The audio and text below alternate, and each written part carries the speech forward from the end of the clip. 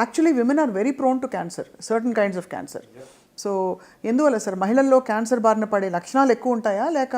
మహిళల్లో క్యాన్సర్ ఎక్కువగా వస్తుంది అంటే రెండు రకాలుగా ఆలోచన చేయొచ్చండి. ఒకటి, ఇప్పుడు బ్రెస్ట్ క్యాన్సర్ అనేటువంటిది 99% మహిళలో ఉంటుంది. ఎందుకంటే 1% మేల్లో కూడా రావచ్చు, male breast cancer. But otherwise you know అంటే as the age increases the risk of cancer also increases. So మరి ఆడవాళ్ళలో కూడా రొమ్ము క్యాన్సర్ అనేది నెంబర్ 1 క్యాన్సర్గా మనం చూస్తున్నాం.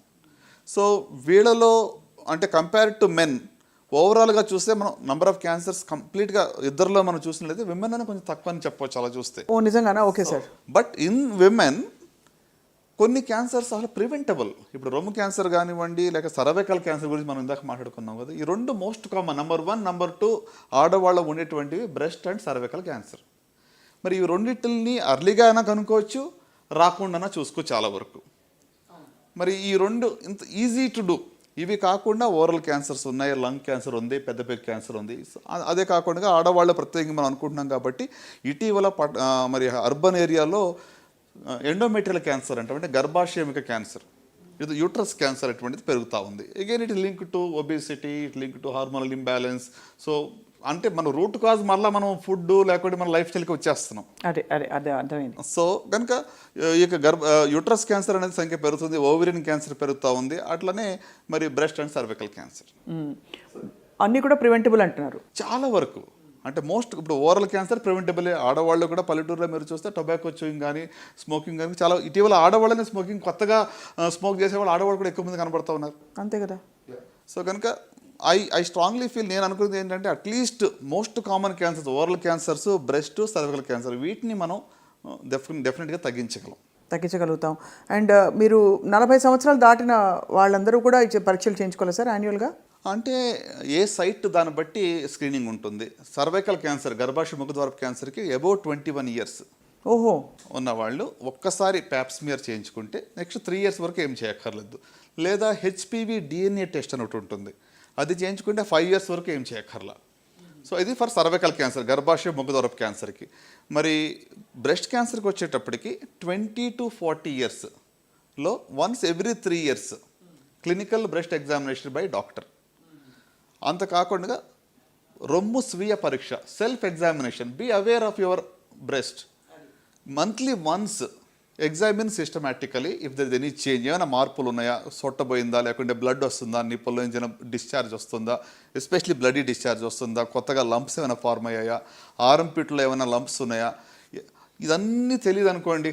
ఈ ప్రతిదానికి ఆ సిమ్టమ్స్ ఎలా గుర్తుపెట్టుకోవాలనుకుంటే మీకు ఎనీథింగ్ అన్యూజువల్ మార్పు అనేది కొత్తగా ఏదైనా అనిపిస్తుందా, నీకేదో సంథింగ్ ఇస్ నాట్ గుడ్ అనిపిస్తుందా ఆర్గన్లో అనిపించినప్పుడు వెంటనే డాక్టర్ని సంప్రదించాలి. సో మీరు అడిగినట్టుగా అబోవ్ 40కి మాత్రం మ్యామోగ్రఫీ అనేది వెరీ వెరీ యూస్ఫుల్ అండి. సో వెస్టర్న్ కంట్రీస్లో ఎవ్రీ ఇయర్ చేస్తారు, మనం ఎవ్రీ 2 yearsకి ఒకసారి చేసుకున్నా సరిపోతుంది.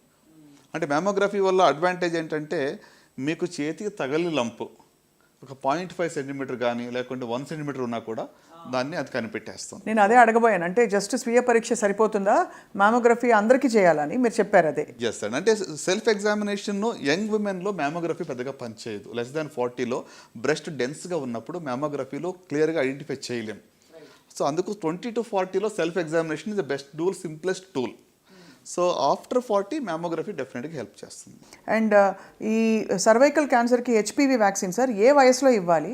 ఒక వయసు దాటాక పనిచేయదంటారు, నిజమేనా? యు ఆర్ వెరీ రైట్ అండి. ఎందుకంటే వ్యాక్సిన్ ఎప్పుడు ఇస్తాం మనం మామూలుగానే? ప్రివెంటివ్గా అది ఎప్పుడు ఇన్ఫెక్షన్ రాకముందు ఇస్తాం. మన పోలియో కానివ్వండి, డిఫ్తీరియా, టెట్నస్ కానీ చిన్నప్పుడు వ్యాక్సిన్స్ ఎందుకు వేసుకున్నాం, ఎక్స్పోజ్ అవ్వకముందు వ్యాక్సిన్స్ మనకి ఇస్తారు.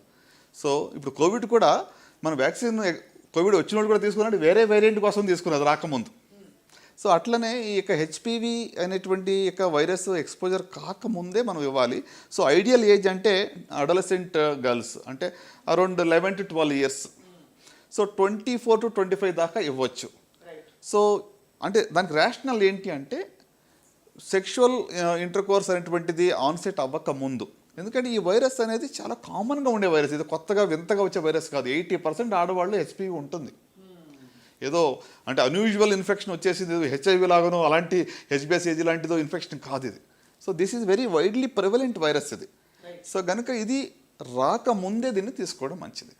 సో ఆఫ్టర్ ఎక్స్పోజర్ అయిన తర్వాత తీసుకుంటే బెనిఫిట్ ఉండదు. అందుకే చాలాసార్లు ఏం చేస్తామంటే ఆఫ్టర్ 25 అడిగినప్పుడు వాళ్ళకి హెచ్పివి టెస్టింగ్ చేస్తాం, అసలు ఆల్రెడీ వైరస్ ఇన్ఫెక్ట్ అయ్యిందా లేదా అని చూడడానికి. మరి డార్మెంట్గా కూడా ఉంటుందా ఒకసారి ఇన్ఫెక్షన్ వచ్చి క్యాన్సర్గా మారకుండా? ఎస్ చాలా వరకు మారకపోవచ్చు. ఓన్లీ 5%లో over a period of many years, 15-20 ఏళ్ళ తర్వాత వస్తుంది. రాగానే వెంటనే క్యాన్సర్ రాదు.